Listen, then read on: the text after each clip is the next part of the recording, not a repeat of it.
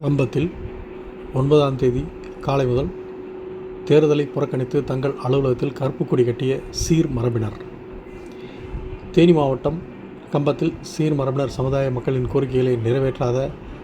அஇஅதிமுக மற்றும் திமுகவை தேர்தலில் புறக்கணிக்கப் போவதாக கூறி கருப்பு கொடி கட்டி போராட்டத்தில் ஈடுபட்டனர்.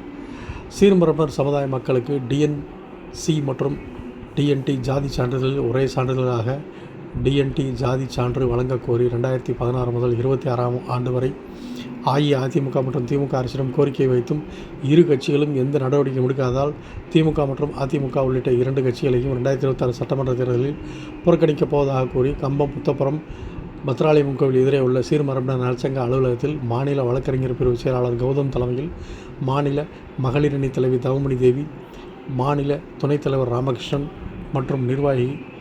முன்னிலையில் கருப்பு கொடி கட்டியும் சுவரொட்டி ஒட்டியும் தங்கள் எதிர்ப்பை தெரிவித்து கண்டன கோஷங்கள் எழுப்பினர். இதில் டிஎன்சி மற்றும் டிஎன்டி என இரட்டை சான்றிதழ் வழங்கிய அதிமுகவை கண்டித்தும், டிஎன்சி மற்றும் டிஎன்டி இரட்டை சான்றிதழ் முறையை ஒழித்து ஒற்றை சான்றிதழ் டிஎன்டி சான்றிதழ் வழங்குவதாக தேர்தல் வாக்குறுதி அளித்து அதை நிறைவேற்றாத திமுகவை புறக்கணிப்போம் என்றும் கோஷங்கள் எழுப்பினர்.